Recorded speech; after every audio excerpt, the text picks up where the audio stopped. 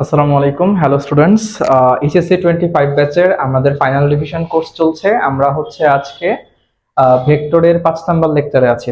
আমাদের অলরেডি 4টা লেকচার আলোচনা করা শেষ। 4টা লেকচারে আমরা মোটামুটি কমপ্লিট করছি। ফার্স্ট ক্লাসে ছিল আমাদের ইন্ট্রোডাকশন, সেকেন্ড ক্লাসে ছিল টাইপস অফ ভেক্টর, আমাদের থার্ড ক্লাসে ছিল আমরা পড়ছি টাইপস অফ ভেক্টর প্লাস ভেক্টরের ত্রিভুজ সূত্র। আর গত ক্লাসে লেকচার 4-এ আমরা দেখছি মেইনলি সামান্তরিক সূত্রটা, ভেক্টরের সামান্তরিক সূত্রের ডিটেলসটা আমরা আলোচনা করছিলাম। আমাদের আজকের যেই লেকচার 5, এখানে আমাদের আমরা দেখা যাক কতটুকু আলোচনা করতে পারি। তো আমি আগেই একটা ডিসক্লেমার দিয়ে রাখি, এই ক্লাসটা তাদের জন্যই যারা সামনে পরীক্ষা আছে।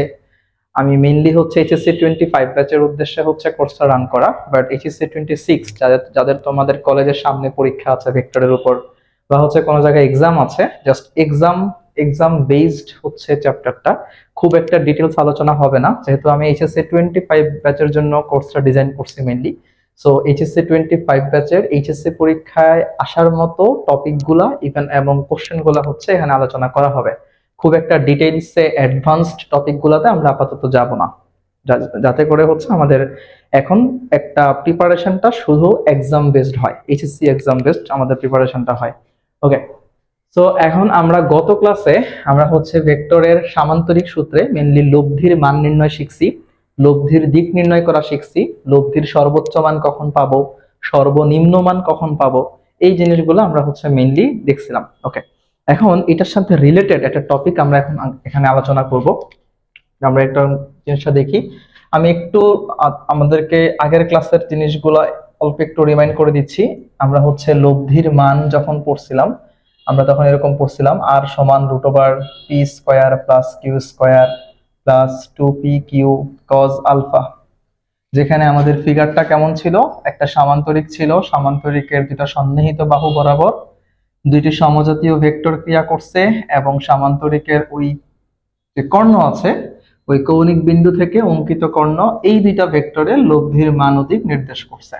তার মানে আর ভেক্টর যেটা, এটা পি আর কিউ এর লব্ধি। তার মানে আমরা বলতে পারি আর ভেক্টর সমান P vector plus Q vector.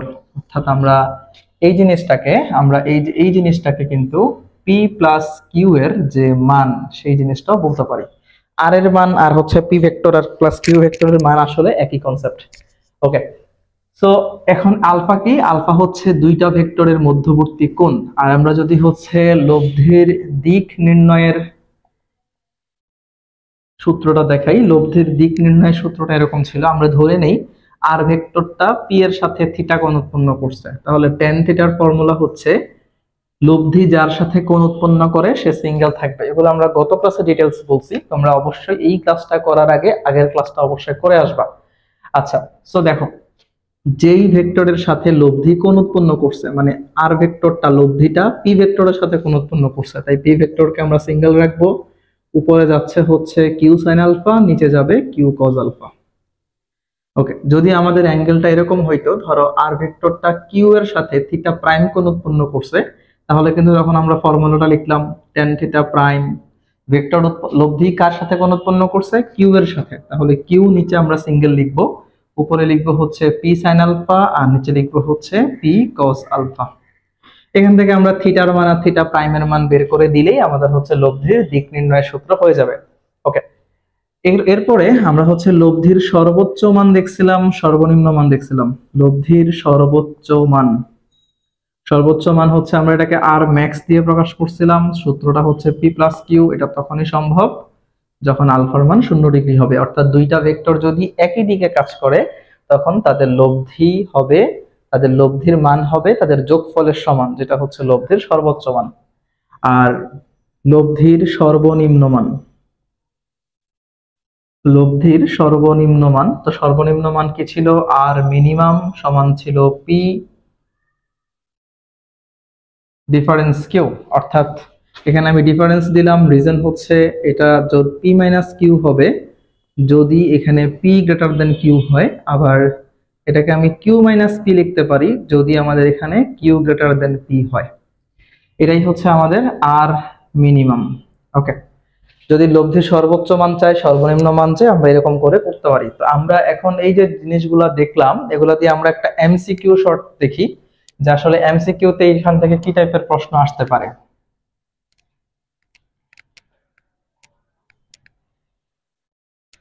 ওকে, প্রথমে আমরা এখান থেকে যেটা দেখবো একটা এমসিকিউ এরকম, দুটি ভেক্টরের লব্ধির সর্বোচ্চ মান ধরো তোমাকে দিলে হচ্ছে 150 এবং সর্বনিম্ন মান 50। অবশ্যই সবগুলোর পাশে একটা একক থাকবে, একক। এখন কোশ্চেন হচ্ছে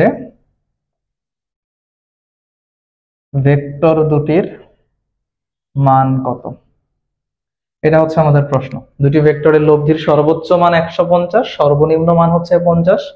আমাদেরকে বলছে ভেক্টর দুইটার মান কত। তো এখন আমরা চলো কোশ্চেনটা সলভ করি। আমরা ধরি ভেক্টর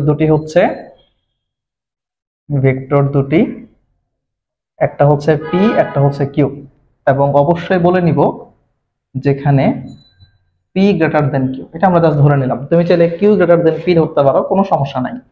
এখন দেখো প্রশ্ন মতে লব্ধির সর্বোচ্চ মান আমরা কি বলছি, যেটা ভেক্টর যোগ করলে আমরা পাবো। তো পি আর কিউ এর যোগফল হচ্ছে লব্ধির সর্বোচ্চ মান, সেটা হচ্ছে কত, 150। দিলাম একটা ইকুয়েশন নাম্বার 1।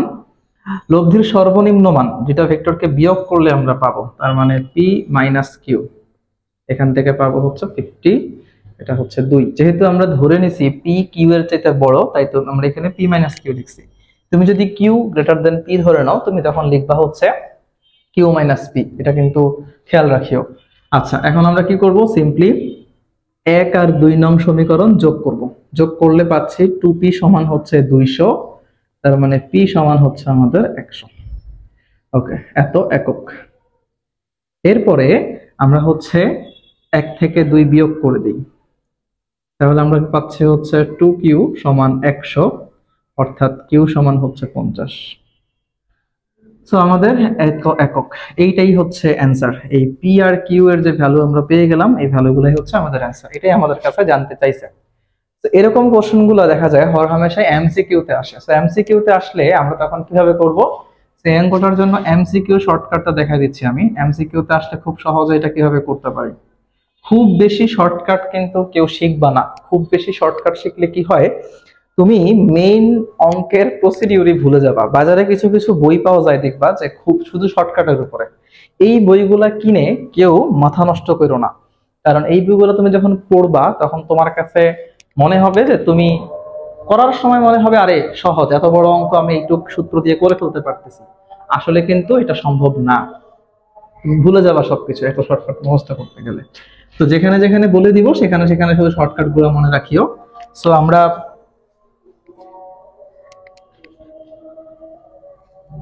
এখানে লিখতে পারি পি সমান হচ্ছে R max plus R minimum divided by হচ্ছে 2, তার মানে 150 প্লাস 50 ডিভাইডেড বাই 2 মানে হচ্ছে 100।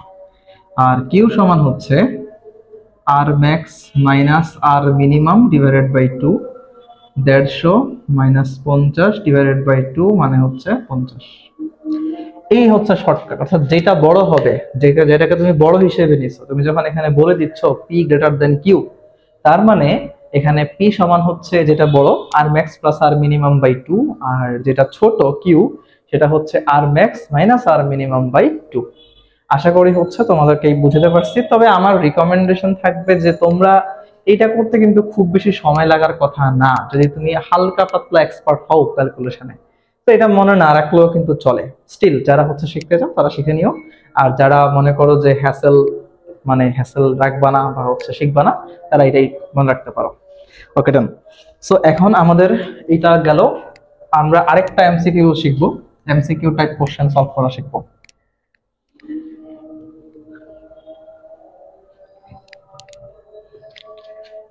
আমি বললাম যে দুটি ভেক্টরের লব্ধির মান তাদের যে কোনো একটির মানের সমান, মানের সমান হলে ভেক্টর দ্বয়ের মধ্যবর্তী কোণ নির্ণয় করো। মধ্যবর্তী কোণ কত? কোশ্চেনটা ভালো করে বুঝো।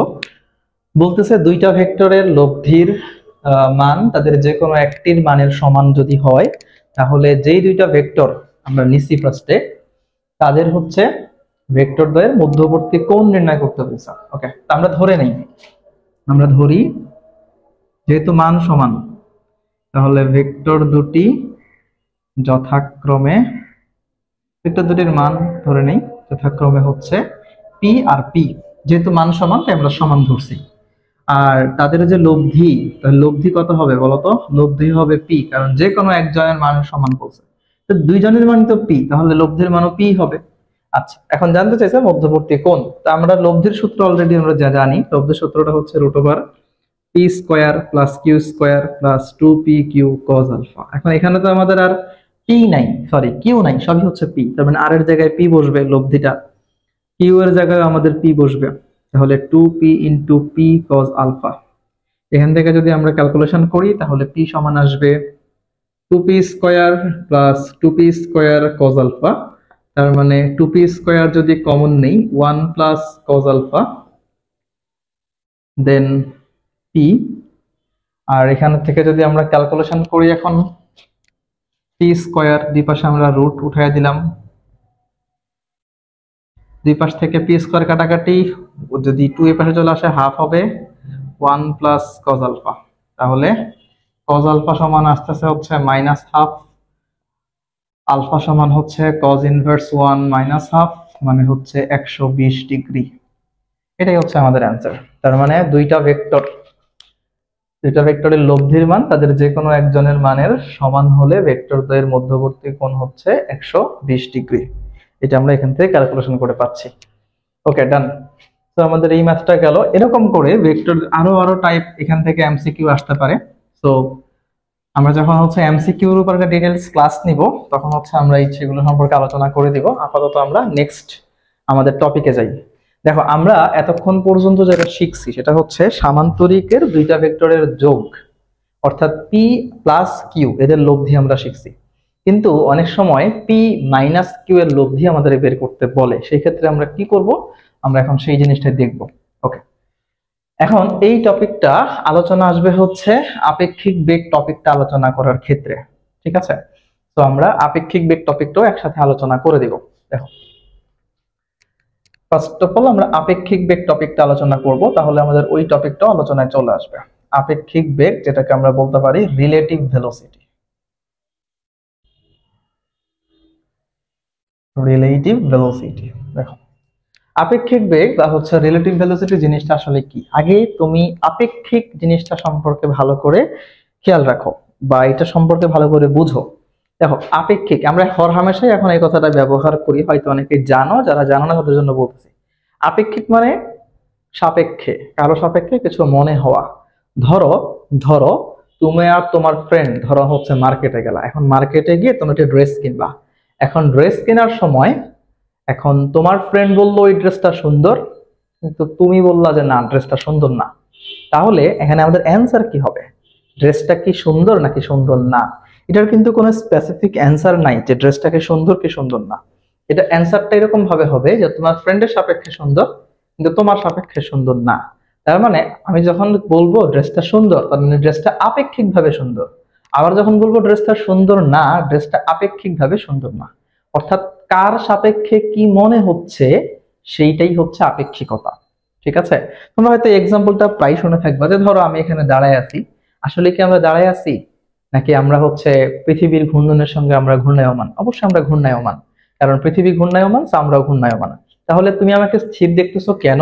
কারণ তুমি যেখানে অবস্থান করতেছো আমিও সেইখানে অবস্থান করতেছি, আমরা সবাই পৃথিবীর সারফেসে অবস্থান করতেছি। তা আমরা পৃথিবীর ঘূর্ণনটাকে আমাদের কাছে ঘূর্ণন মনে হচ্ছে না, আমরা একজন আরেকজনকে স্থির দেখতেছি। কিন্তু পৃথিবীর বাইরে থেকে যদি আমাদেরকে কেউ দেখে, সে কিন্তু তখন আমাদেরকে গতিশীল দেখবে, ঘূর্ণনরত অবস্থায় দেখবে। খুবই, তোমরা যারা লঞ্চে উঠছে জিনিসটা ভালো করে খেয়াল করবা, বা বাসাও খেয়াল করা যায়। তবে লঞ্চে ভালো করে খেয়াল করা যায় আর কি, যেহেতু লঞ্চ মনে হয় যে চলে না এরকম একটা ব্যাপার। লঞ্চে যদি উঠে থাকো বা বাসে ধরো তোমার পাশে যে বসে থাকে, তারে কি তোমার চলমান মনে হয়? মানে তাকে ধরো বাসের দরজা জানালা সব বন্ধ, তুমি বুঝতেছো না বাস কি চলতেছে কি চলতেছে না, ধরো বাসটা চলতেছে সেটা তুমি বুঝতেছো না, তো তোমার পাশের যে ফ্রেন্ড বা পাশের যে মানুষ তাকে কিন্তু তুমি স্থির দেখবা, অথচ তোমরা কিন্তু কেউই স্থির না, তোমরা দুইজনেই হচ্ছে চলমান, কিন্তু তোমরা সেম বাসের মধ্যে আছো, সেম লঞ্চের মধ্যে আছো, তাই তোমরা কেউ কাউকে কিন্তু গতিশীল দেখতেছো না, কিন্তু আসলেই তোমরা গতিশীল। যদি বাইরে থেকে কেউ তোমাদেরকে দেখে সেরকম থেকে তোমাদেরকে গতিশীল দেখবে। ওকে, তো এই জিনিসটার নামই হচ্ছে আপেক্ষিকতা। এখন আপেক্ষিক বেগ ব্যাপারটা কি? আপেক্ষিক বেগ মানে হচ্ছে, আমি বললাম রাস্তা দিয়ে ধরো একটা গাড়ি গেল, ধরো একটা হাইফাই রকম একটা গাড়ি গেল, ঠিক আছে, এখন আমি বললাম যে এই গাড়িটার বেগ 100 মিটার পার সেকেন্ড। এখন তুমি বললা যে না, এই তুমি ধরো তখন রিক্সা দিয়ে যাচ্ছিলা, আমি তখন রাস্তায় দাঁড়ায় আছি, আমি বললাম 100 মিটার পার সেকেন্ড, তুমি বললা যে না 100 মিটার পার সেকেন্ড তো মনে হয় নাই, আমার কাছে মনে হয়েছে এটার বেগ 80 মিটার পার সেকেন্ড। তাহলে এরকম মনে হইলো। তো এই যে একই গাড়ি তোমার কাছে মনে হইলো 80, আমার কাছে মনে হইলো 100, এটার নামই হচ্ছে আপেক্ষিকতা, আপেক্ষিক বেগ। ওকে, ডান। তো আমরা এখন এই জিনিসটাই দেখবো, আপেক্ষিক বেগের একটু কনসেপ্টটা তোমাদের ক্লিয়ার করার চেষ্টা করব। দেখো, আমরা এক্সাম্পল নাম্বার 1-এ আসি ফার্স্ট। অনেকে একটা ভুল ধারণা নিয়ে বসে থাকে, আজকে ভুল ধারণা একটু ভাঙানোর চেষ্টা করব। ধরো হচ্ছে এই একটা গাড়ি,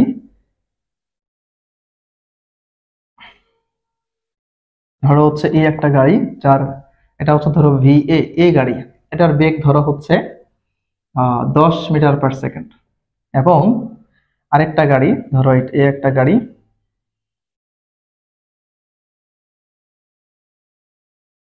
এটার বেগ ধরো ভিবি, এটা ধরো 7 মিটার পার সেকেন্ড। এখন এটা হচ্ছে এ গাড়ি, এটা হচ্ছে বি গাড়ি। এখন প্রশ্ন হচ্ছে এর সাপেক্ষে বি এর আপেক্ষিক বেগ কত? এখান থেকে আবার আবেগ পড়ো না, ঠিক আছে, আমি অথচ তোমাদেরকে বোঝার জন্য শর্টকাট লিখে দিলাম, অনেকে আবার আবেগে আবেগে আবেগ আপ্লুত হয়ে যাও না। এখানে হচ্ছে আপেক্ষিক বেগ, আবেগ বুঝাইতেছে। এখন দেখো, আপেক্ষিক বেগের মধ্যে অবশ্যই আবেগ লুকায়িত আছে, নাহলে তো সেটা আপেক্ষিক ভাবে চিন্তা করা যাইতো না। ওকে, দেখো খেয়াল করো এখন, এর সাপেক্ষে, কার সাপেক্ষে? এর সাপেক্ষে। এই জিনিসটা খুব ভালো একটা রোল এখানে প্লে করবে, এই কথাটা, এই এই শব্দটা এখানে একটা ভালো রোল প্লে করবে। অনেকেই, ফার্স্ট অফ অল আমি এটা দেখাবো যে সবাই কিভাবে অঙ্কটা করে। সবাই যেভাবে করে যে এ এর সাপেক্ষে বি এর আপেক্ষিক বেগ, তাহলে যার সাপেক্ষে সে পরে যায়, যার বেগ সে আগে আসে, ঠিক আছে, এইটুকু।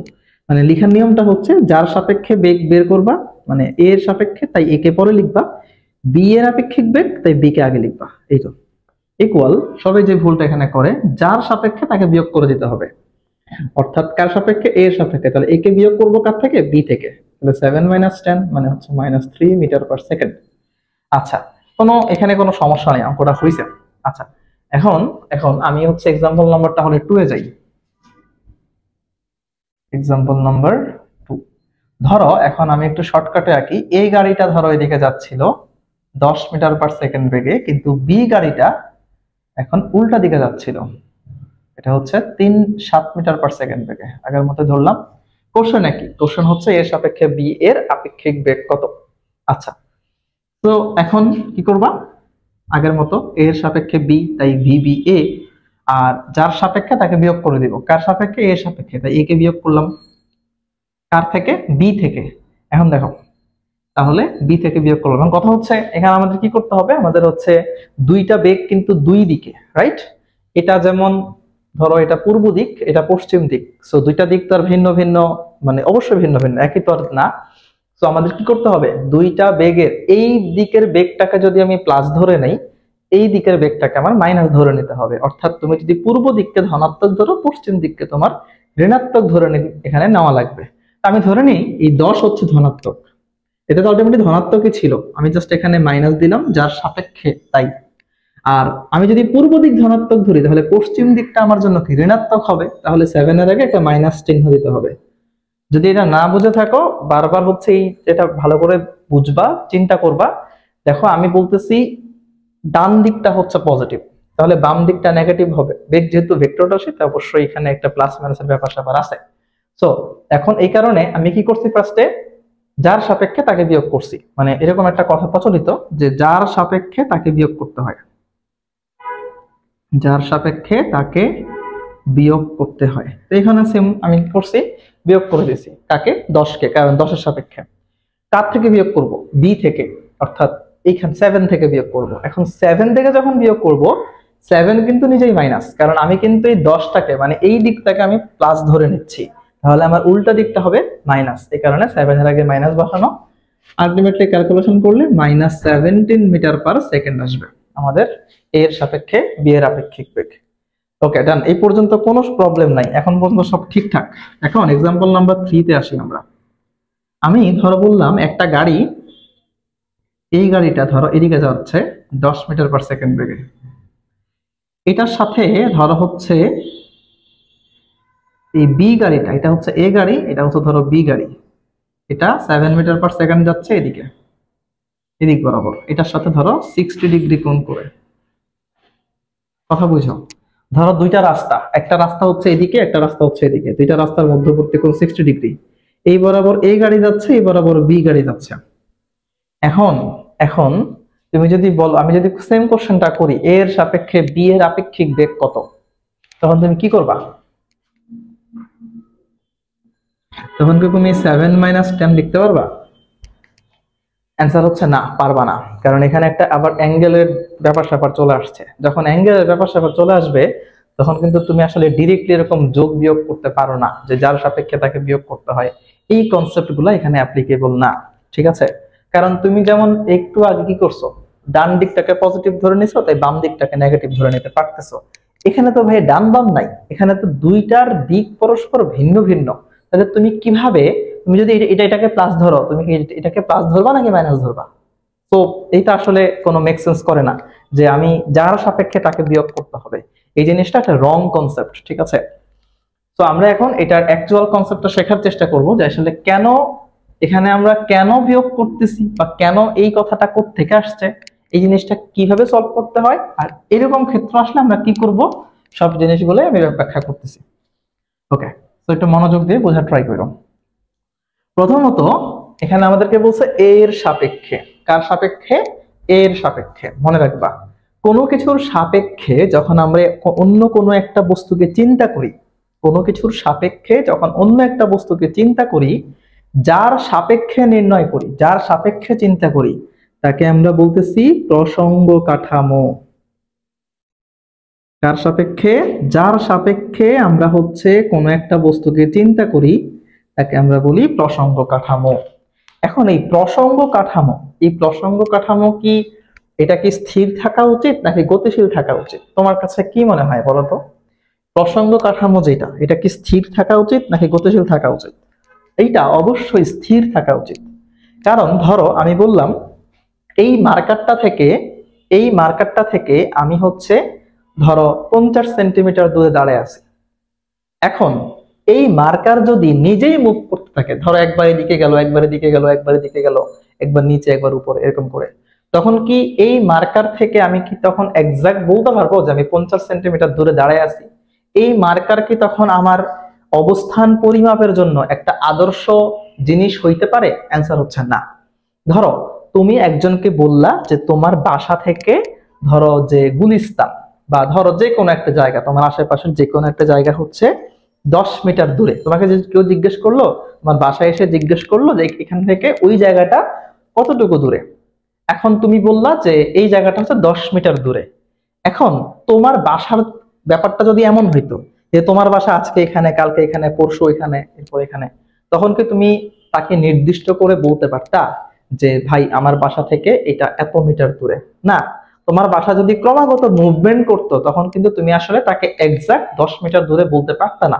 অর্থাৎ আমি এখানে বুঝাতে চাচ্ছি যে তুমি যার সাথে কম্পেয়ার করে অন্য একটা বস্তুর অবস্থান চিন্তা করবা, যার সাথে কম্পেয়ার করতেছো সে কিন্তু হচ্ছে স্থির থাকা লাগবে।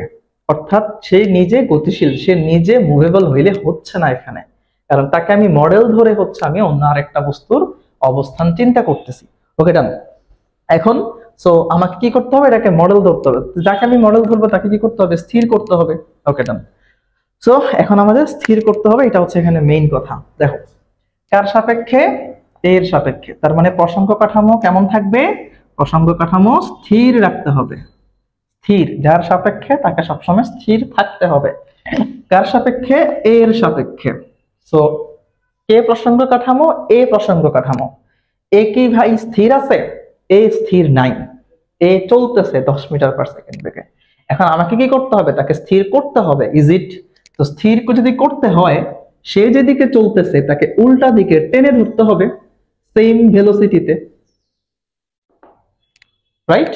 সে যেদিকে চলতেছে আমি যদি তাকে উল্টা দিকে 10 মিটার পার সেকেন্ড বেগে টেনে ধরি, তার মানে তখনই তো সে কেবল স্থির হয়ে যাচ্ছে। এই যে এই 10 মিটার পার সেকেন্ড বেগে যেহেতু আমরা এটাকে স্থির করে ফেললাম, এখন আমাদের এই বেগটা আর প্রয়োজন নাই। এখন তুমি দেখো যে এই যে এ গাড়ি আর বি গাড়ি, এদের বেগ কি এখন একই দিকে না ডিফারেন্ট দিকে? অবশ্যই ডিফারেন্ট দিকে। অর্থাৎ আমি যদি এখানে যেটা লব্ধি চিন্তা করতে চাই, তাহলে লব্ধিটা কেমন হবে? আমি ফার্স্টে তোমাদেরকে নর্মাল লব্ধির সূত্র দিয়ে দেখাচ্ছি। লব্ধি সূত্র দেখালে কি হবে বলতো?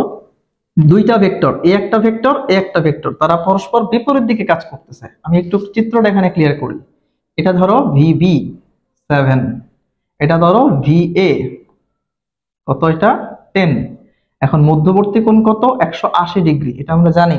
সো তুমি করো P square plus Q square plus 2PQ, PQ না, আমি এখানে PQ তো দেই নাই, আমরা এখানে 7 আর 10 ইন্টু হচ্ছে cos 180। এইটা যদি আমরা করি তাহলে আমরা এখান থেকে একটা রেজাল্ট পেয়ে যাব, যা পাবো সেটাই হচ্ছে আমাদের আপেক্ষিক বেগ। আবার আমরা চাইলে এটাকে আরেকটু শর্টকাটও করতে পারি। দুইটা ভেক্টর যখন পরস্পর বিপরীত দিকে কাজ করে, দুইটা ভেক্টর যখন পরস্পর বিপরীত দিকে কাজ করে, তাদের লব্ধি কিন্তু আমরা অলরেডি গত ক্লাসে বের করে দেখাইছি। লব্ধি কেমনে বের করতে হয়? আমি এটাকে যেহেতু বি এর সাপেক্ষে, এর সাপেক্ষে বি, তো এইভাবে সাজিয়ে লিখি। তাহলে VBA, বড়টা থেকে ছোটটা বিয়োগ করে দেই। বড়কে VA, ছোটকে VB। তুমি চাইলে উল্টাটাও করতে পারো, এখানে এমন না, ম্যান্ডেটরি কোনো ব্যাপার না যে আমার বড় ছোট বিয়োগ করতে হবে। তুমি চাইলে VB থেকে VA বিয়োগ করতে পারো, কোনো সমস্যা নাই। তো আমরা কি করলাম? VBA থেকে VB বিয়োগ করলাম। 10 মাইনাস 7 সমান হচ্ছে 3 মিটার পার সেকেন্ড। কিন্তু ডিরেকশন খেয়াল রাখতে হবে। ডিরেকশন এটা কোন দিকে? এই 3 মিটার পার সেকেন্ডটা কোন দিকে এটা উল্লেখ করে দিতে হবে। কোন দিকে? আমরা যেহেতু এই দিকটা পজিটিভ ধরছি এবং অ্যানসারটা আমরা পজিটিভ পাইছি, তাহলে হচ্ছে আমার উল্টা দিকে। অর্থাৎ আমি যদি এটাকে পূর্ব দিক ধরে নেই, এটা হচ্ছে আমার পশ্চিম দিক, আমাকে বলতে হবে পশ্চিম দিকে। তুমি চাইলে উল্টাটাও করতে পারো, আমি এখানে দেখাই দিচ্ছি। তুমি চাইলে এটাও করতে পারতা, তুমি করতে পারতা VBA সমান হচ্ছে VB minus VA। So VB কত? 7, VA কত? 10, তার মানে 7 মাইনাস 10। এখানে অ্যাকচুয়ালি মাইনাস না দেওয়াটা ভালো, তবে এরকম ভাবে করবা। লব্ধি মানে তখন আসলে সবসময় মনে রাখবা ভেক্টরে অনলি আছে যোগ, ভেক্টরে কিন্তু কোনো বিয়োগ হয় না, ঠিক আছে? সো ভেক্টরে সব হচ্ছে যোগ, তার মানে VB প্লাস মাইনাস VA। কেন মাইনাস VA? কারণ আমরা যদি এই দিকটাকে, ডান দিকটাকে যদি পজিটিভ ধরে নেই, বাম দিকটা হবে আমাদের নেগেটিভ। সো এই জন্য VB প্লাস মাইনাস VA, তার মানে 7 প্লাস মাইনাস 10, তার মানে আসছে মাইনাস 3 মিটার পার সেকেন্ড। কোন দিকে? অ্যান্সারটা মাইনাস আসছে। মাইনাস আমরা কোন দিকে ধরছি? মাইনাস আমরা পশ্চিম দিকে ধরছি, তার মানে এটা আলটিমেটলি পশ্চিম দিকে। তো তুমি যেভাবে করো অ্যান্সার সেম আসবে, এটাও যা এটাও তাই, কোনো সমস্যা নাই। জাস্ট তুমি ডিরেকশনটা উল্লেখ করে দিবা এখানে কোন দিকে। আমি আশা করি এটা বুঝাতে পারছি। যদি তোমরা কেউ না বুঝো সেক্ষেত্রে অবশ্যই তোমরা জিজ্ঞেস করবা কমেন্টের মধ্যে। আচ্ছা ঠিক আছে, তো আমাদের এক্সাম্পল নাম্বার 1 শেষ, এবার আমরা এক্সাম্পল নাম্বার 2 এ যাব।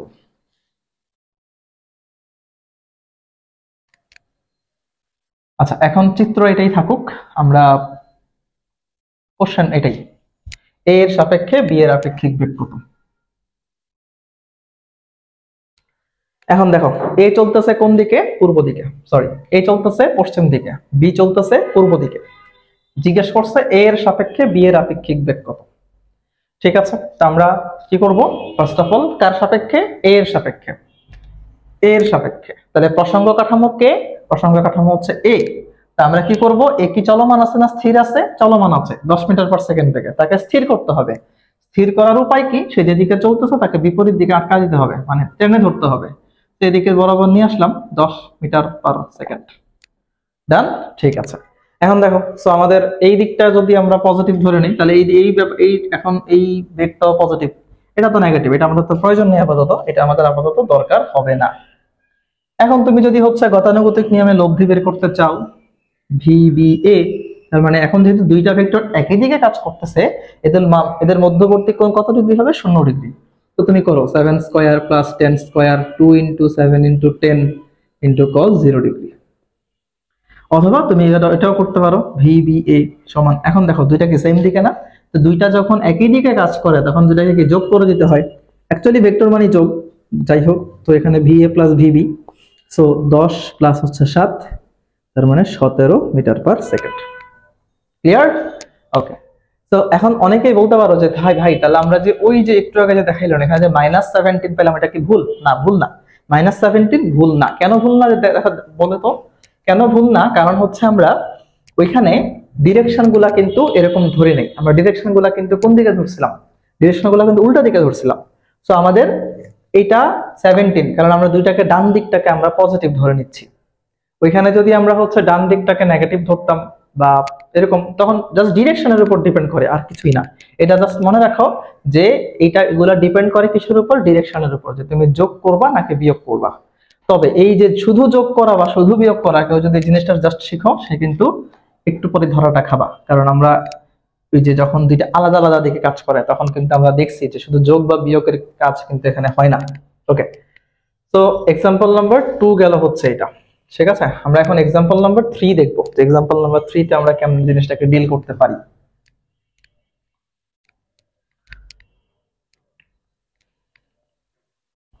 Example number 3। So example number 3 কেমন? এই একটা রাস্তা, এই রাস্তা বরাবর এই গাড়ি চলতেছে, ধরে নেই VA কত ধরছিলাম আমরা 10, আর এই রাস্তা বরাবর ধরো বি গাড়ি চলতেছে, তার বেগ ছিল 7 মিটার পার সেকেন্ড, তাদের মধ্যবর্তী কোণ হচ্ছে 60 ডিগ্রি। এরকম করে চলতেছিল। এখন কোশ্চেন আকার মতোই, আচ্ছা আমি একটু চেঞ্জ করে দিই, ধরো এই বরাবর এই গাড়ি চলতেছিল, তাহলে আমাদের আলোচনা করাটা সুবিধা হবে। 10 মিটার পার সেকেন্ড, এই বরাবর ধরো বি গাড়ি চলতেছিল 7 মিটার পার সেকেন্ড। এখন আমাকে কোশ্চেন হচ্ছে আগেরটাই, যে এর সাপেক্ষে বি এর আবেগ কত। তাই কেউ কিন্তু আবার আবেগ পড়ো না, এটা কিন্তু আপেক্ষিক বেগ। ওকে, ডান। সো এখন দেখো, আপেক্ষিক বেগ কার সাপেক্ষে? এর সাপেক্ষে। এ কি চলমান? হ্যাঁ, এই চলমান। একে কি চলমান রাখা যাবে না, একে স্থির করতে হবে। তাহলে কি করতে হবে? এ যেদিকে আছে তাকে উল্টা দিতে হবে, ঠিক এই বরাবর নিয়ে আসতে হবে, ঠিক এই বরাবর নিয়ে আসতে হবে, অর্থাৎ এই দিক বরাবর নিয়ে আসলাম এটাকে। তো এখন আমাদের এইটা কিন্তু আর ভেক্টর নাই, এটা জাস্ট একটা দাগ হিসেবে চিন্তা করি, যেহেতু একটা অ্যাঙ্গেল আছে আমরা আপাতত মুছলাম না। তার মানে এখন ভেক্টর হচ্ছে এইটা আর ভেক্টর হচ্ছে এইটা। এখন দুইটা ভেক্টরের তো মধ্যবর্তী আমাদের আপেক্ষিক বেগ মানে কি? লব্ধি, এটা মনে রাখবা সোজাসুজি। তো আপেক্ষিক বেগ মানে হচ্ছে লব্ধি বের করতে হবে। এই যেটা লব্ধি কোন দিকে হবে? এদিকে হবে, এদিকে হবে, যেটা ধরে নিলাম হচ্ছে আর, বা আর, অথবা আমরা বলতে পারি VBA। এখন মধ্যবর্তী কোণ তো জানা লাগবে, এটা একটা সামান্তরিক চিন্তা করতে পারি না আমরা? দেখো তো এখানে তো সামান্তরিক চিন্তা করতে পারি, তো সামান্তরিক আর লব্ধির সূত্র আমরা পারি। এখন কি করতে হবে? এই মধ্যবর্তী কোণ জানতে হবে দুইটা ভেক্টরের। এখন এই পুরা কোণটা কত? পুরা কোণটা হচ্ছে 180 ডিগ্রি। পুরাটা কত? 180 ডিগ্রি। আমরা যদি এইটুক পাইতে চাই তাহলে 180 থেকে 60 বিয়োগ করে দিব, অর্থাৎ কোণটা হচ্ছে 120 ডিগ্রি। ওকে, আলফা, এটাই হচ্ছে এখন নতুন আলফা। এখন সো আর সমান বা VBA সমান √, পি স্কয়ার মানে 7 স্কয়ার প্লাস হচ্ছে 10 square 2 into 7 into 10 into cos 120। এটা করলে তোমরা যা পাবা সেটাই হচ্ছে ভ্যালু। এটাতে কিন্তু তুমি কোনোভাবেই ওই যে নরমাল যোগ বা বিয়োগ করতে পারবে না। একটু আগে এক্সাম্পল নাম্বার 1 আর 2 এ আমরা যেমন করে যোগ বিয়োগ করে দিছি ওইরকম পারতেছো না। কারণ কি? কারণ হচ্ছে তখন তো তারা একই দিকে বা বিপরীত দিকে ছিল, মানে একই সরল রেখা বরাবর দুইটা ভেক্টর ছিল, কিন্তু এখানে তো সেটা নাই। এখানে হচ্ছে আলাদা আলাদা রেখা বরাবর তাদের ডিরেকশনটা কাজ করতেছে। তাহলে আমরা এখান থেকে যেটা পাবো এটাই হচ্ছে এ বি এর সাপেক্ষে এ এর আপেক্ষিক বেগ। তো এখান থেকে কিন্তু আমরা একটা জিনিস শিখে গেলাম। কি জিনিস শিখলাম দেখো, এই জিনিসটা এখন আমরা অলরেডি কিন্তু পি মাইনাস কিউ এর লব্ধি বের করে ফেলছি। আশা করি আপেক্ষিক বেগ নিয়ে তোমাদের আর কোনো সমস্যা থাকার কথা না। আমি এই জিনিসটা এত গুরুত্ব দিয়ে বোঝানোর কারণ হচ্ছে অনেকে এই জিনিসটার কনসেপ্ট ক্লিয়ার থাকো না, তাই এটা ভালো করে বুঝাই দিলাম। আচ্ছা দেখো, তো এখন আমাদের যেটা বলতেছিলাম, ধরো এই বরাবর হচ্ছে পি ভেক্টর, এই বরাবর হচ্ছে কিউ ভেক্টর, এটা ধরো একটা সামান্তরিক। এই যে পি আর কিউ, এই দুইটা হচ্ছে সামান্তরিক। এই যে পি আর কিউ, এই দুইটা হচ্ছে সামান্তরিক। এখন এই যে এটা একটা সামান্তরিক। এটা ছিল আমাদের লব্ধি আর, যাদের মনে আছে এটা ছিল হচ্ছে আলফা, রাইট? এটা ছিল হচ্ছে থিটা। এখন আমি এটা তো কি, এটা কার কার, এটা হচ্ছে আর ভেক্টর সমান আমরা এখান থেকে লিখতে পারতাম P vector plus Q vector.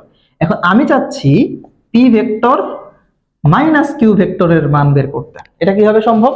Just কিছুই না, একটা ভেক্টরকে তার মাইনাস দিকে নেওয়ার অর্থ কি, তাকে উল্টায় দেওয়া। এটা যদি কি হয়, এটা যদি পি হয়, আমি এখানে বলতেছি কিউ এর আগে কি বসবে, মাইনাস বসবে। সো কিউ এর মাইনাস বসা মানে হচ্ছে কিউ এর উল্টায় দেওয়া, কিউ যেদিকে আছে তাকে 180 ডিগ্রি কোণে ঘুরে দেওয়া। মানে এইটা হচ্ছে এখন কিউ ভেক্টর। তো আমার এটা কিন্তু এখন আর দরকার নাই ভেক্টর হিসেবে কাজ করার। তো এখন এই দুইটার মধ্যবর্তী কোণ মানে লব্ধি কোন দিকে হবে, এদিকে হবে। এখানে একটা সামান্তরিক কমপ্লিট করে ফেলি আমরা, তাহলে লব্ধি হবে এদিকে। অনেকে মনে মনে ভাবতে পারো, ভাই আমরা লব্ধি এইটারে বানাইলাম না কেন, এটারে কেমনে বানাবো বলো? আমাদের ভেক্টর কাজ করতেছে কোন বিন্দুতে, দুইটা ভেক্টরই এই বিন্দুতে কাজ করতেছে, তাই এটারই লব্ধি বানাইতে হবে। সো কেউ কিন্তু মিসকনসেপশন রাখো না। আচ্ছা, আমরা এটাকে ধরে নিলাম এটা হচ্ছে আর প্রাইম। তাহলে এটা যদি আমাদের আলফা হইতো, এটা আমাদের আলফা ছিল, আর তাহলে এইটা আমাদের কি হবে বলতো? পুরোটা কত, 180। তাহলে এইটা কত হবে, 180 মাইনাস আলফা। এটাকে আমরা আলফা প্রাইম ধরে নিলাম। আচ্ছা, এখন আমাদের বের করতে হবে কি এই আর প্রাইমের মানটা। সো আর প্রাইম ইকুয়াল, আমি এখানে লিখে দিচ্ছি আর প্রাইম মানে হচ্ছে P vector minus Q vector. আদতে কিন্তু মাইনাস না, আদতে হচ্ছে প্লাস, আর হচ্ছে এখানে মাইনাস। আলটিমেটলি করলে কিন্তু আমরা মাইনাসই পাচ্ছি। ওকে, এখন মান বের করতে হবে সিম্পলি আগের মতোই। তো আর ভেক্টর মানে হচ্ছে P vector minus Q vector, এদের মান root over P square plus Q square plus 2p Q cos মধ্যবর্তী কোণ হচ্ছে 180 মাইনাস আলফা। তাহলে root over P square plus Q square cos 180 minus alpha. 180 minus alpha কোন কোয়াড্রেন্টে পড়তেছে? সেকেন্ড কোয়াড্রেন্টে। সেই সেকেন্ড কোয়াড্রেন্টে কজ কি, নেগেটিভ, তাহলে এখানে নেগেটিভ আসবে, minus 2p Q cos alpha. Ultimately যদি আমরা এখান থেকে মান বের করি, তাহলে আমরা যেটা পাচ্ছি এটাই হচ্ছে অ্যান্সার। এইটাই হচ্ছে পি ভেক্টর মাইনাস কিউ ভেক্টরের লব্ধি। তো মনে রাখো, যদি কখনো সূত্র আসে তাহলে প্লাস যখন হইতো শুধু এখানে প্লাস হইতো, মাইনাস যখন হবে শুধু এখানে মাইনাস হবে, আর কিছুই না। এখন কেউ যদি থিটা বের করতে চাও, ধরো কেউ এই যে এই অ্যাঙ্গেলটা বের করতে চাও, থিটা, থিটা বের করতে চাও, তাহলে থিটা সমান কি হবে? আমি এখানে লিখে দিচ্ছি থিটা সমান কি হবে, টেন থিটা। এই যে এটা হচ্ছে থিটা, এই অংশটা থিটা। তাহলে থিটা কার সাথে কোণ উৎপন্ন করছে, মানে লব্ধিটা কার সাথে কোণ উৎপন্ন করছে? থিটা উৎপন্ন করছে পি এর সাথে। পি নিচে সিঙ্গেল, উপরে বসবে কিউ সাইন, এখন কিন্তু শুধু আলফা বসবে না, 180 মাইনাস আলফা, আর এখানে হবে কিউ কজ 180 মাইনাস আলফা। আমি যদি ক্যালকুলেশন করি আলটিমেটলি এটা সেকেন্ড কোয়াড্রেন্টে আছে, সাইন পজিটিভ সেকেন্ড কোয়াড্রেন্টে, তাই এখানে সাইন থাকবে, কোনো সমস্যা নাই, প্লাসই থাকবে।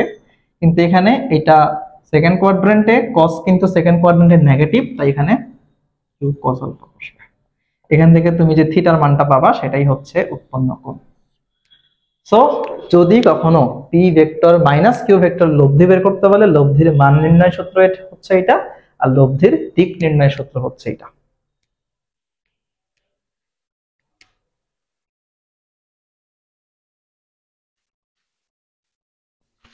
ওকে, সো আমরা হচ্ছে পি প্লাস কিউ এর লব্ধি কিভাবে নির্ণয় করে সেটা দেখলাম, আর পি মাইনাস কিউ এর লব্ধি নির্ণয় করে কিভাবে সেটাও দেখলাম। তো এখন আমরা দেখি যে আসলে এগুলোর অ্যাপ্লিকেশন কোথায়, যেমন এই ম্যাথটা কোন ক্ষেত্রে আমরা আসলে এটাকে প্রয়োগ করতে পারি। স্পেশালি তোমরা যখন হচ্ছে বৃষ্টি ছাতার অঙ্কগুলা করবা, এই ম্যাথগুলা প্রায় তোমাদের এই জিনিসটা অ্যাপ্লাই করতে হবে।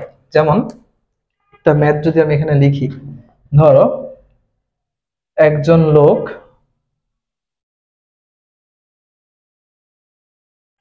বৃষ্টির মধ্যে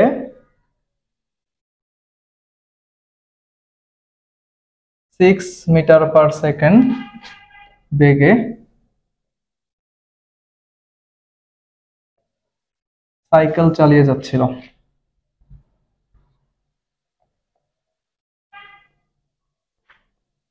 এবং বৃষ্টি উলম্বভাবে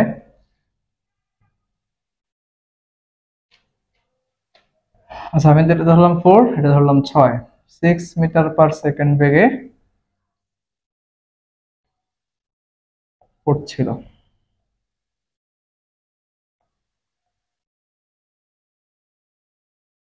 কত কোণে ছাতা ধরলে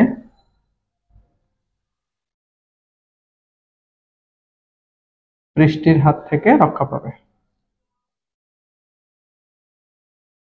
ওকে, এটা হচ্ছে আমাদের কোশ্চেন যে একজন লোক 4 মিটার পার সেকেন্ড বেগে সাইকেল চালিয়ে যাচ্ছিল এবং বৃষ্টি উলম্ব ভাবে তার গায়ের উপর হচ্ছে 6 মিটার পার সেকেন্ড বেগে আপতিত হচ্ছিল। কত কোণে ছাতা ধরলে সে বৃষ্টির হাত থেকে রক্ষা পাবে? তো ব্যাপারটা কেমন, আমরা ধরে নিই যে লোকটা এদিকে যাচ্ছিল, মানুষের বেগ 4 মিটার পার সেকেন্ড, আর ধরে নিলাম বৃষ্টি এদিক বরাবর পড়তেছিল ভি আর, এটা হচ্ছে 6 মিটার পার সেকেন্ড। প্রশ্ন হচ্ছে কত কোণে ছাতা ধরলে, তার মানে অ্যাঙ্গেল জানতে চাইছে। এখন দেখো এই টার্ম গুলা যখন তোমাকে বলবে তখন ব্যাপারটা গুলা এইভাবে ডিল করতে হবে যে আমাদের চিন্তা করতে হবে মানুষের সাপেক্ষে বৃষ্টির বেগ। কার বেগ? মানুষের সাপেক্ষে বৃষ্টির বেগ। তো বৃষ্টির সাপেক্ষে কিন্তু মানুষের বেগ হইতে পারে না, কারণ বৃষ্টি তো ভাবতে পারে না, মানুষ তো ভাবতে পারে, বা মানুষ হচ্ছে আপেক্ষিক ভাবে চিন্তা করতে পারে, রাইট? তো এই জন্য মানুষের সাপেক্ষে বৃষ্টি, এটা অবশ্যই ভালো করে খেয়াল রাখতে হবে।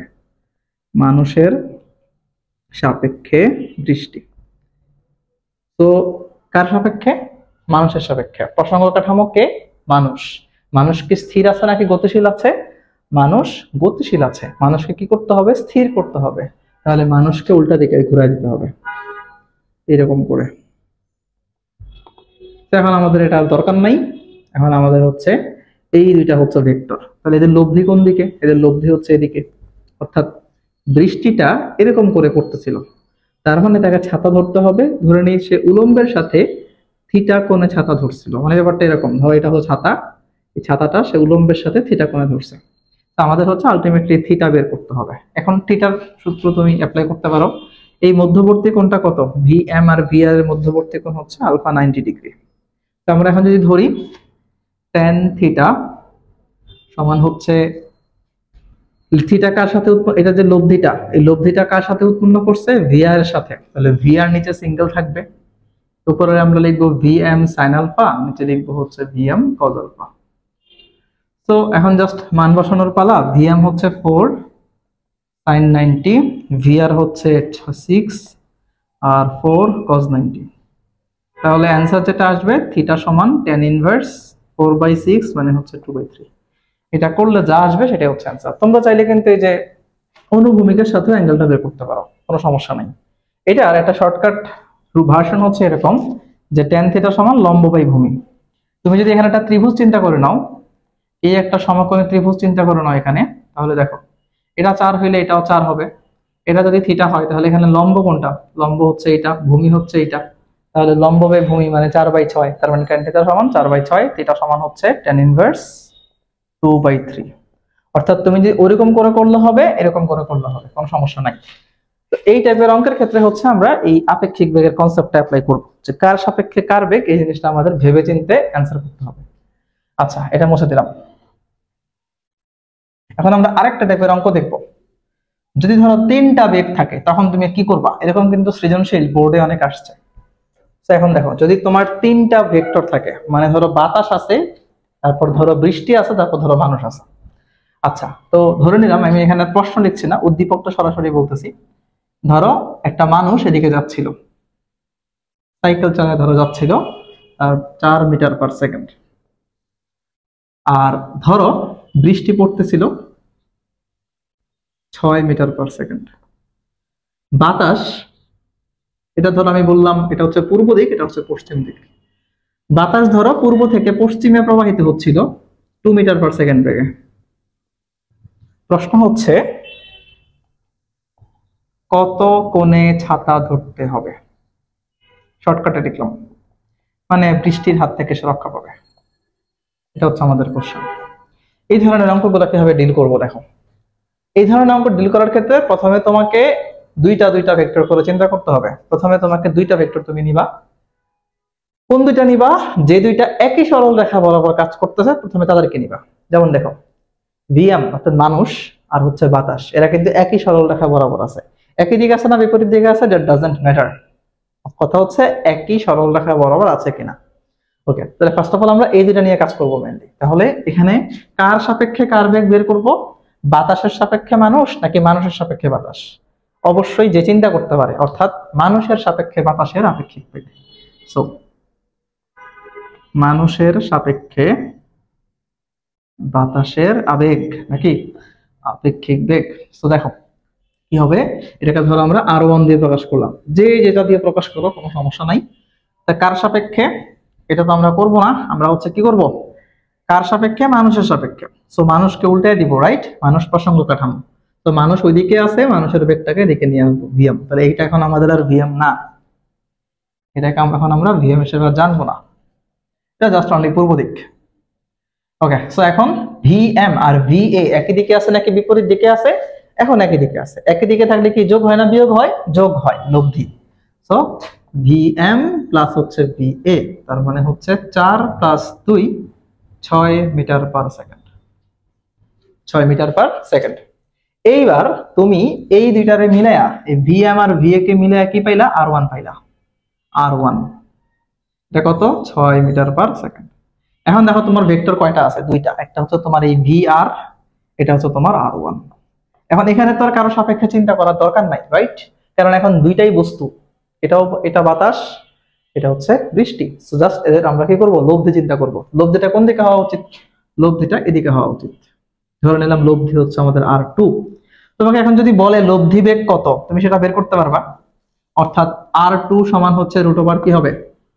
R1 স্কয়ার প্লাস হচ্ছে VR square plus 2R1 VR cos 90, কারণ দুইটার মধ্যবর্তী কোণ 90 degree, alpha 90 degree.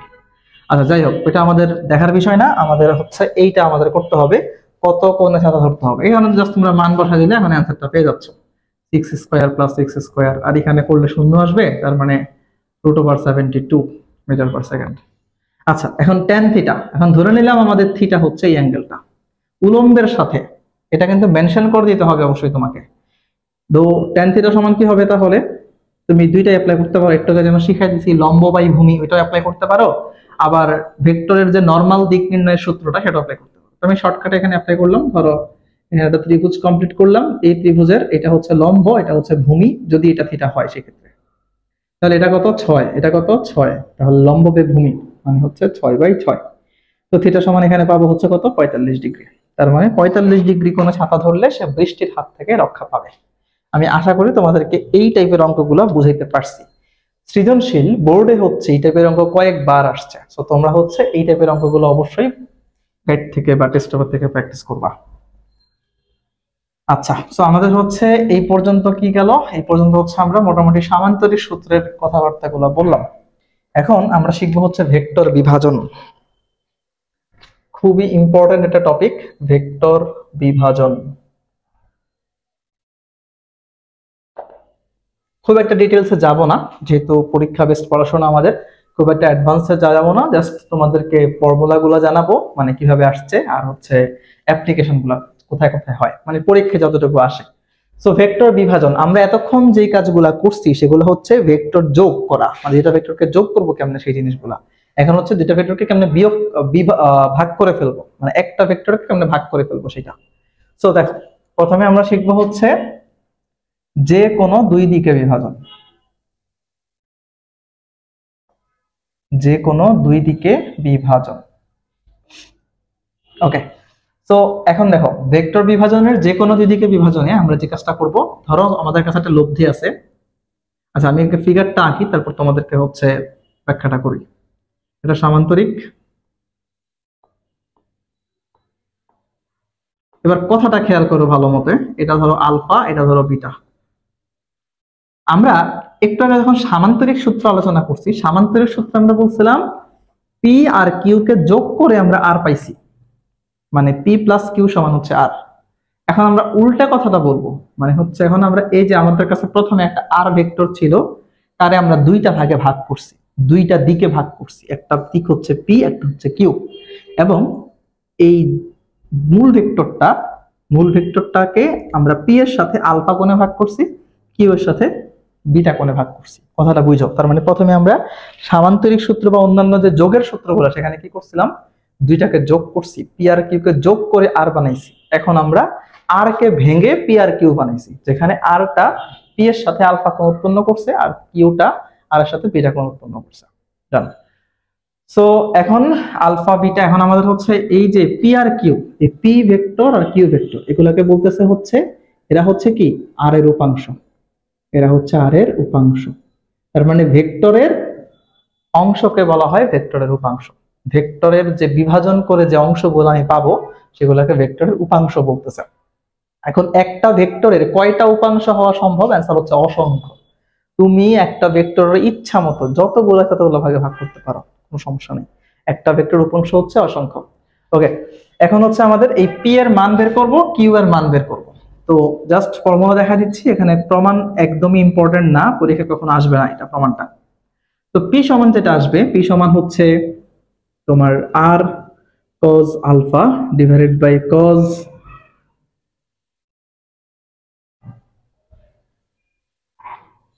Sign alpha plus beta, এটা নাকি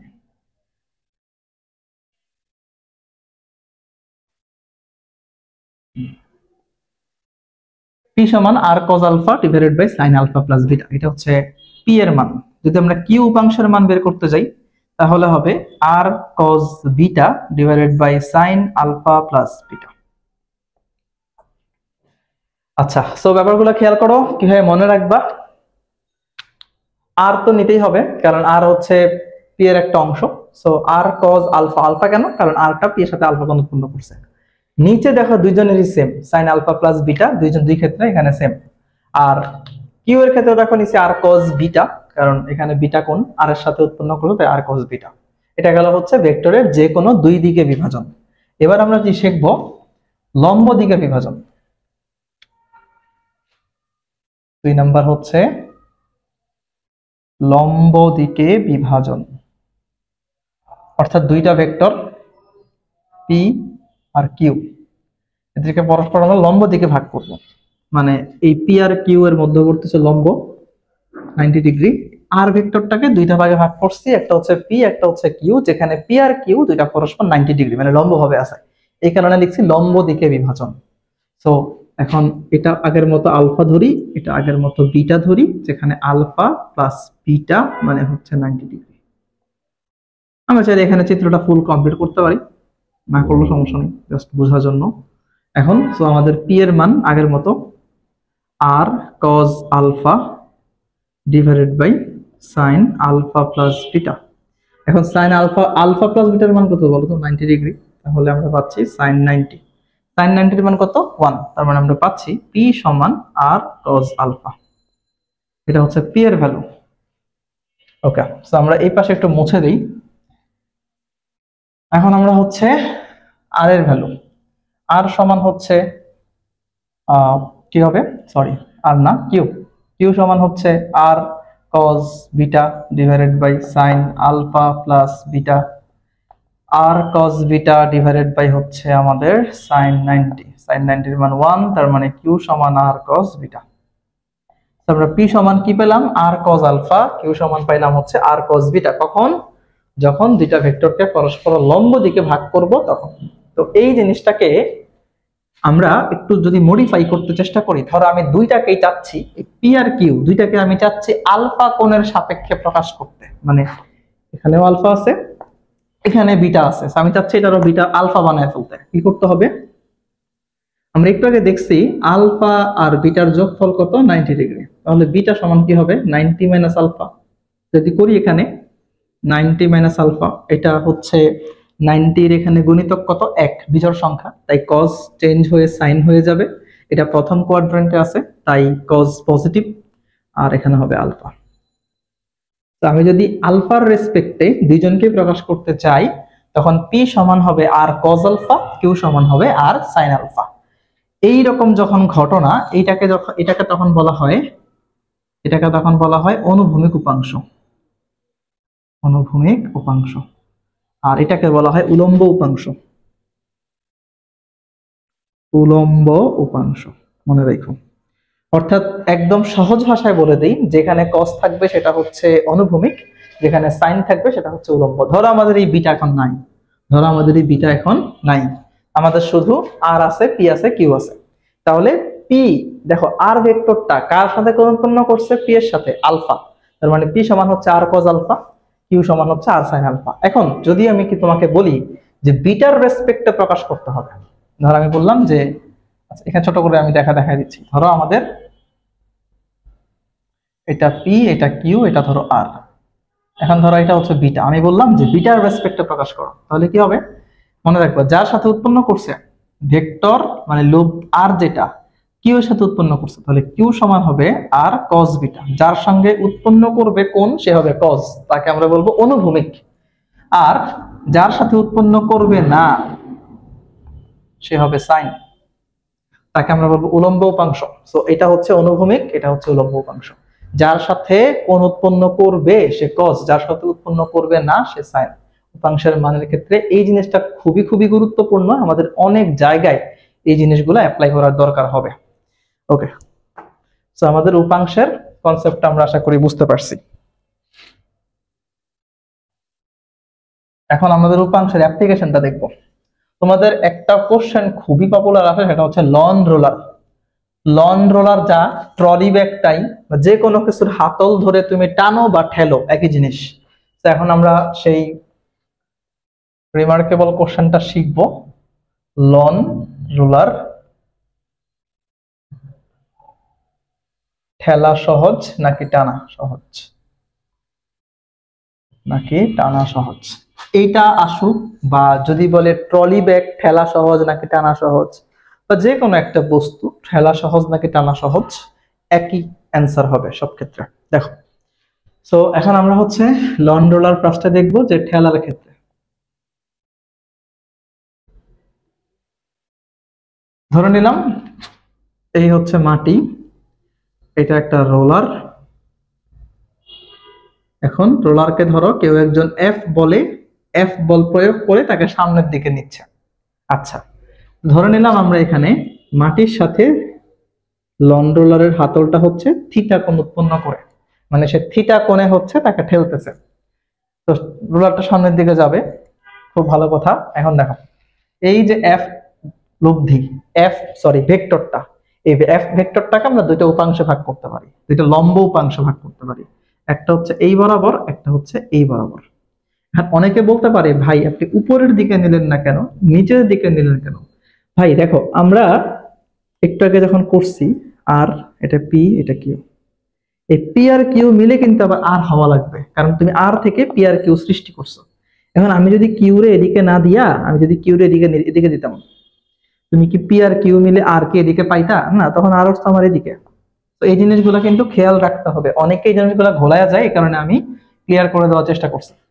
আচ্ছা, তো আমাদের এটা হচ্ছে কি, এটা হচ্ছে আমাদের এফ ভেক্টর, এফ মূল ভেক্টরটা, এটাকে আমরা দুটো উপাংশে ভাগ করছি। এখন এইটা যদি থিটা হয়, এটা একান্তর কোণ অনুযায়ী এটাও থিটা হবে। এটা যদি থিটা হয় তাহলে এই যে এফটা এইটার সাথে থিটা কোণ উৎপন্ন করছে। আমরা একটু আগে বললাম যার সাথে থিটা সে কজ, তার মানে এটার মান কত হবে? F cos theta.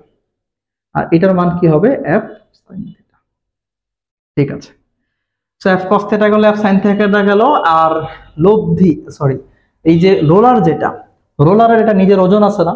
ওজন সবসময় কোন দিক কাজ করে? কেন্দ্রের দিকে, পৃথিবীর কেন্দ্রের দিকে, মানে নিচের দিকে। ডব্লিউ ইকুয়াল এম জি, ওজন হচ্ছে তার ভর হচ্ছে এম, ভর হচ্ছে এম। এখন আমি তোমাকে যদি বলি তার আপাত ওজন কত, আপাত ওজন মানে তোমার কাছে ঠেলার সময় যতটুকু ওজন মনে হবে সেটা বুঝাইতেছি। তার ওজন তো একটা ছিলই ডব্লিউ, এবং দেখো এই যে আরেকটা ওজন, ওজন আর বল কিন্তু একই জিনিস। সো আমি অভিকর্ষ বলকে আমরা ওজন বলতে পারি। সো দেখো ওজন আর বল আমরা এখানে একই চিন্তা করতে পারি। এফ সাইন থিটা আর এফ কস থিটা, এরা দুইজন কিন্তু এখন ওজন বা বল হিসেবে যাই হোক কাজ করতেছে। এখন দেখো এফ সাইন থিটা কোন দিক কাজ করতেছে? সরাসরি নিচের দিকে। তার মানে এই W R F sine theta সরাসরি নিচের দিক কাজ করতেছে। তো লব থিটা কি হবে? W plus F sine theta. আপাত ওজন কি হবে? W plus F sine theta. অর্থাৎ তোমার তাকে ঠেলার সময় শুধু ডব্লিউ ফিল হবে না, সঙ্গে একটা এক্সট্রা ওজন বা এক্সট্রা একটা বল এখানে যুক্ত হচ্ছে, যার কারণে তোমার তাকে ঠেলাটাকে কষ্টকর মনে হবে। অর্থাৎ তুমি যখন ঠেলতেছো এক্সট্রা একটা ওজন এখানে ফিল হচ্ছে। আর তাহলে এফ কস থিটার মান, এটার কাজটা কি? এফ কস থিটা হচ্ছে রোলারকে সামনে নিয়ে যায়, রোলারকে সামনে নেয়, মনে রাখবা। এটা গেল ঠেলার ক্ষেত্রে। এবার আসি আমরা টানার ক্ষেত্রে। রোলারকে যদি আমরা টানি তখন কি হয়? টানার ক্ষেত্রে জিনিসটা যেভাবে কাজ করে, এই একটা রোলার, এটাকে ধরো এই হাতল এদিক বরাবর টেনে নিয়ে যাওয়া হচ্ছে। এখন এই এফটাকে আমরা দুটো উপাংশে ভাগ করতে পারি আগের মতো, এইদিকে আর হচ্ছে এইদিকে। তো এখন আগের মতো আমরা ধরে নিলাম রোলারটা অনুভূমিকের সাথে থিটা কোণে কাজ করতেছে। এটা যদি থিটা হয়, এটাও আমাদের থিটা হবে, তাহলে এই উপাংশের মান হবে এফ কস থিটা, এই উপাংশের মান হবে এফ সাইন থিটা। তাহলে আমরা এখান থেকে কি লিখতে পারি? আর আমাদের ডব্লিউ নিচের দিক কাজ করতেছে। এখন দেখো এই W R F sine theta কি বিপরীত দিকে কাজ করতেছে না? তাদের লব্ধি কি হবে? লব্ধি মানে আপাত ওজন বুঝাইতেছি আমি, W minus F sine theta. অনেকেই এখানে প্রশ্ন করতে পারে যে ভাই আপনি F sine theta minus W লিখলেন না কেন? দেখো F sine theta minus W লিখবো না, কারণ তুমি যদি এফ সাইন থিটাকে বড় ধরো, তোমার তো রোলারটা তো উপরে উড়ে চলে যাবে না, রোলারটা নিচে থাকতেছে, তার মানে তার ডব্লিউ এর মানটা বেশি। এই জন্য আমরা ডব্লিউ থেকে এফ সাইন থিটা বিয়োগ করতেছি। আচ্ছা, আর তাহলে এখানে দেখো কি হচ্ছে, তুমি যতটুকু ওজন ফিল করার কথা তার থেকে কিছু অংশ কমে যাচ্ছে, এফ সাইন থিটা পরিমাণ কমে যাচ্ছে। সো তোমার তোমার নিশ্চয়ই টানতে তখন একটু কষ্ট কম হবে, রাইট? আর এফ কস থিটার মান আগের মতোই, এটা যেহেতু ডান দিকে কাজ করতেছে, তার মানে আমার রোলারও যেহেতু ডান দিকে নিতে হবে, সেটার কাজ হচ্ছে রোলারকে সামনে নেয়।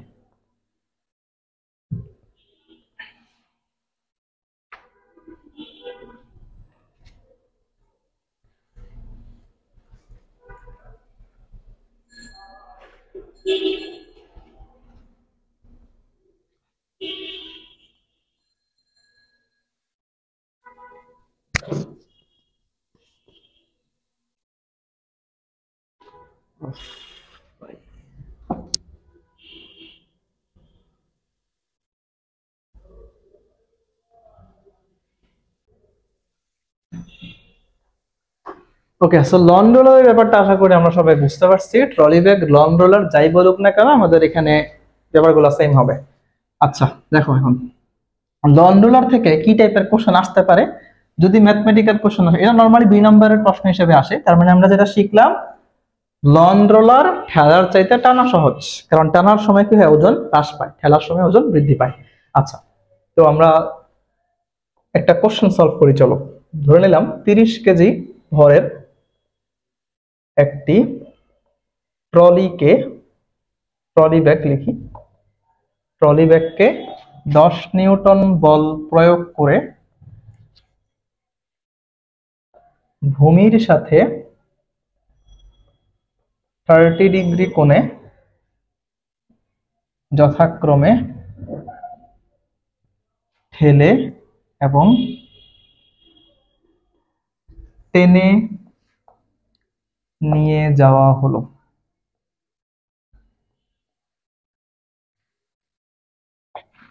কোশ্চেন হচ্ছে ঠেলা সহজ নাকি টানা সহজ? তোমাকে বললো যে গাণিতিক বিশ্লেষণ করতে এটাকে। এখানে কিন্তু আবার গাণিতিক বিশ্লেষণ করলে অনেকে জিনিসটা করে এটাকে থিওরিটিক্যালি প্রুফ করে দেয়। হ্যাঁ, তুমি যদি একদমই না পারো সেক্ষেত্রে তুমি থিওরিটিক্যালি প্রুফ করবা, কিন্তু তুমি থিওরিটিক্যালি প্রুফ যদি হচ্ছে একদম প্রথম দিকে করো, তুমি কিন্তু নাম্বার পাবা না। টিচার তোমাকে চাইলে ওই তুমি যখন পারবা না তখন তুমি থিওরিটিক্যালি দিতে পারো, টিচার চাইলে নাম্বার দিতে পারে আবার নাও দিতে পারে। নাম্বার না দেওয়াটা এখানে ভ্যালিড, কারণ এখানে হচ্ছে আমাদের ম্যাথমেটিক্যাল প্রুফ চাইছে। ওকে ডান। এখন আমরা হচ্ছে অঙ্কটা করি, চলো। ফার্স্ট হচ্ছে ঠেলার ক্ষেত্রে। আমরা যেহেতু সূত্র জানি, আমরা আর ওই চিত্র আঁকতেছি না। ঠেলার ক্ষেত্রে আমরা আপাত ওজন জানি ডব্লিউ, সরি আমরা এখানে লিখি আপাত ওজন W plus F sine theta. W মানে হচ্ছে এমজি আর এটা হচ্ছে এফ সাইন থিটা, জাস্ট মান বসাবো 39.8, আর এফ হচ্ছে 10 নিউটন, সাইন 30 ডিগ্রি, যা আসে তাই তোমরা করে নিও বাকিটা।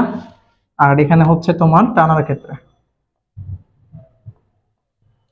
ক্ষেত্রে ওজন হবে W minus F sine theta, তার মানে mg minus F sine theta, অর্থাৎ 39.8 আর এফ কত 10 ইন্টু সাইন 30। তোমরা আলটিমেটলি দেখবা আমাদের এই অ্যান্সারটার মান আসতেছে কম, এই অ্যান্সারটার মান আসতেছে বেশি, অর্থাৎ আপাত ওজন ঠেলার ক্ষেত্রে বেশি হবে, টানার ক্ষেত্রে কম হবে। তাই আমরা বলবো যে টানা সহজ, ঠেলা কঠিন। যদি কোশ্চেন আসে এরকম করে অবশ্যই লিখে দিবা। আচ্ছা, তো আমাদের মোটামুটি ট্রলি ব্যাগ বা লন রোলার সম্পর্কিত আইডিয়াগুলো আশা করি ক্লিয়ার। এখন আমরা দেখব যে পাখির উড়ার গতি, এই ক্ষেত্রে আসলে ভেক্টর বিভাজন কাজ করে কেমনে। পাখির উড়ার গতি এই ক্ষেত্রে ভেক্টর বিভাজন কিভাবে কাজ করে। দেখো, পাখি যখন হচ্ছে ডানা দিয়ে যখন সে হচ্ছে ঝাপটায়, ঠিক আছে, তখন সে কি হয় একটু জাস্ট খেয়াল করো। আমি একটা এখানে কাল্পনিক পাখি আঁকতেছি তোমাদের সুবিধার্থে, বোঝার সুবিধার্থে, কেউ কিন্তু আবার হাসাহাসি করো না পাখিটা নিয়ে। ধরো এটার পাখি, এখন এই পাখিটা যখন হচ্ছে আকাশে উঠতেছে, যখন ডানা যখন ঝাপটাইতেছে, এটা ডানা এটা ডানা, ডানা ঝাপটাইতেছে, তখন সে কি করতেছে, তখন সে বাতাসকে ধরো বল প্রয়োগ করতেছে। ধরো সে বাতাসকে F1 পরিমাণ বল প্রয়োগ করলো, বাতাস তখন তাকে কি করবে, একটা প্রতিক্রিয়া বল দিবে, তখন বাতাস তাকে ধরো F1 পরিমাণ প্রতিক্রিয়া বল দিল। আবার সে ধরো হচ্ছে F2 পরিমাণ ধরো বল প্রয়োগ করছে বাতাসকে, এই ডানার সাহায্যে বাতাস তাকে F2 পরিমাণ প্রতিক্রিয়া বল দিবে। এখন দেখো, এই যে F1 পরিমাণ প্রতিক্রিয়া বল, এই যে F2 পরিমাণ প্রতিক্রিয়া বল, এদের একটা বিন্দুতে এরা কাজ করবে, তখন কি হবে, এই F1 আর F2 এরা কি সামান্তরিকের যেটা বাহুর মতো কাজ করতেছে, তো তাদের এটা হচ্ছে তাদের কৌণিক বিন্দু, তো লব্ধি কোন দিকে হবে, এদিকে হবে, এটা হচ্ছে তাদের লব্ধি। তার মানে তখন এই জন্য তারা সামনের দিকে উড়ে যায়। অনেকের এটা একটা কোশ্চেন, কিন্তু পরীক্ষা কোশ্চেনটা এরকম করে আসে যে পাখি যখন ডানা ঝাপটায় তখন তো সে হচ্ছে নিচের দিকে ডানা ঝাপটায়, তাহলে সে উপরের দিকে কিভাবে উঠে বা সে সামনের দিকে কিভাবে যায়। এই কোশ্চেনটার অ্যান্সার হচ্ছে এটা, যে পাখি যখন ডানা ঝাপটায় তখন এরকম করে ক্রিয়া বল দেয়, এবং ক্রিয়া বলের দরুন প্রতিক্রিয়া বল সৃষ্টি হয়, এবং এই প্রতিক্রিয়া বলগুলো যদি লব্ধি নির্ণয় করি, লব্ধিটা আমার এই বরাবর কাজ করে, তাই আমরা বলতে পারি এটাই হচ্ছে পাখির উড়ার গতি।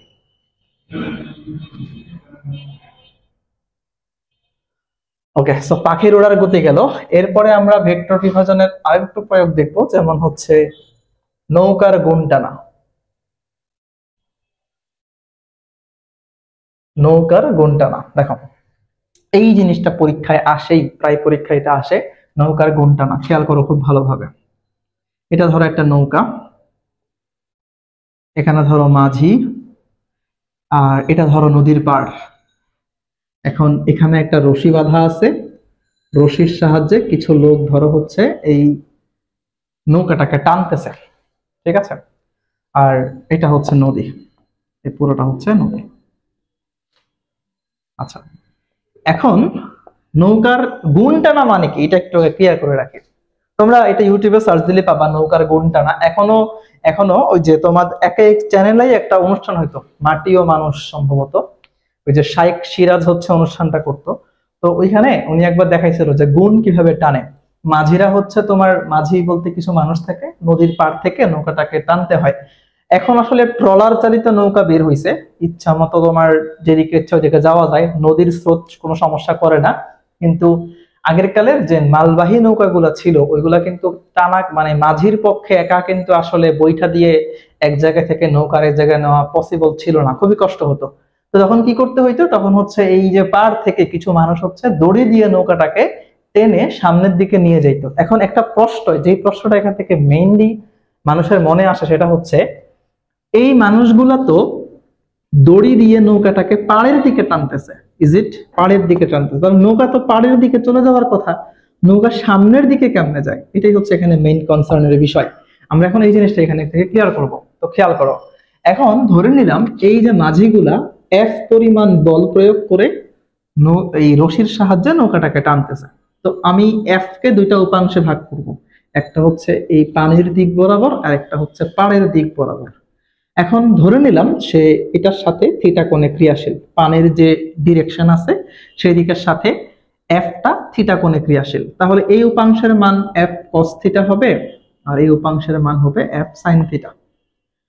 ওকে, খেয়াল করো এখন তাহলে f cos থিটার কাজ কি? f cos থিটার কাজ তোমরা দেখতে পাইতেছো, সে নদীর ডিরেকশন বরাবর কাজ করতেছে সামনের দিকে। তার মানে এর কাজ হচ্ছে নৌকাকে সামনে নেওয়া, নৌকাকে সামনে নেয়। কিন্তু f sin থিটা দেখো তো কোন দিক কাজ করতেছে? f sin থিটা হচ্ছে পাড়ের দিকে কাজ করতেছে। এটা হচ্ছে কোন দিকে? পাড়ের দিকে। সো এর কাজ কি? এর কাজ হচ্ছে নৌকাকে পাড়ের দিকে নেওয়া। এখন আমি কি নৌকাকে বা আমরা কি নৌকাকে পাড়ের দিকে নিতে চাই? না, আমরা কিন্তু নৌকাকে সামনের দিকে নিতে চাই। তাহলে এই যে এই ফোর্সটা, এই ফোর্সটাকে একজন বাধা প্রদান করা লাগবে, মানে কেউ এটাকে বাধা দেওয়া লাগবে যাতে করে নৌকাটা পাড়ের দিকে না যায়। এই কাজটা করে হচ্ছে এই যে মাঝি, এই যে মাঝি হচ্ছে এখানে এই কাজটা করে। সে কি করে?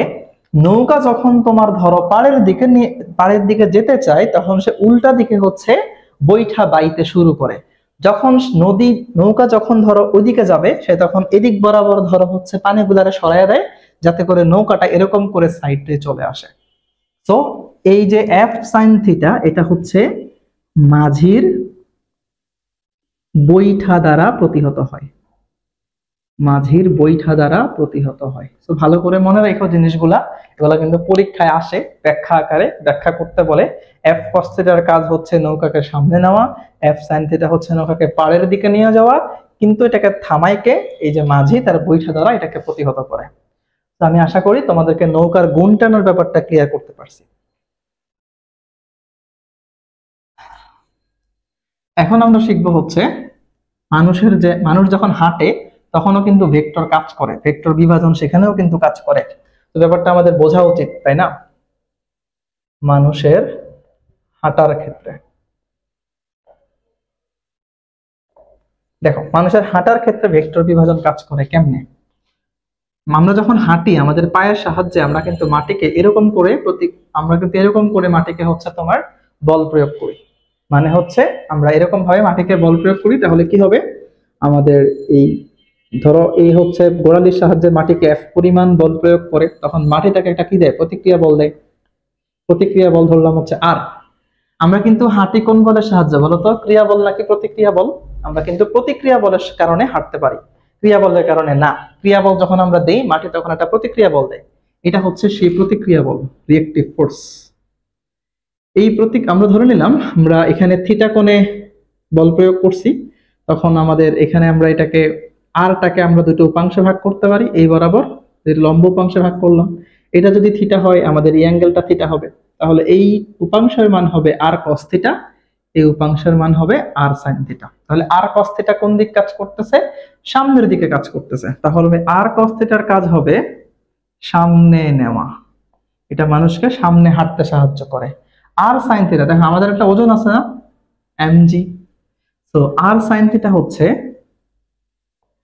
ওজনকে প্রশমিত করে, যাতে করে আমরা মাটির নিচের দিকে যেন ডেবে না যাই, ঠিক আছে? সো এই আর sin থিটা হচ্ছে ওজনকে প্রশমিত করে, আর আমাদের আর cos থিটা হচ্ছে আমাদেরকে হাঁটতে সাহায্য করে। এই হচ্ছে মানুষের হাঁটার ক্ষেত্রে ভেক্টর বিভাজনের উপায়। ওকে, এখন একটা জিনিস তোমরা খেয়াল করছো কিনা, তোমরা যারা স্কাউট করছো বা বিএনসিসির হচ্ছে অনেক সংগঠনের সঙ্গে যারা জড়িত ছিলা, বা যারা হচ্ছে তোমরা প্যারেড দেখছো, প্যারেডের সময় যারা প্যারেড করে তারা কিন্তু হচ্ছে একটা জায়গায় পা ফেলে বারবার, মানে লেফট রাইট করে একটা জায়গায় পা ফেলে। তো তারা কিন্তু, ওরাও কিন্তু পা ফেলে, আমরা কিন্তু পা ফেলি। তাহলে ওরা সামনে যায় না, কিন্তু আমরা সামনে চলে যাই কেন? এই জিনিসটা কিন্তু ভাবার বিষয়, রাইট? সো এই জিনিসটা খেয়াল করো, এটা কিভাবে হয়। তারা যখন পা ফেলে তারা কিন্তু তখন একদম সোজাভাবে পাটা ফেলে,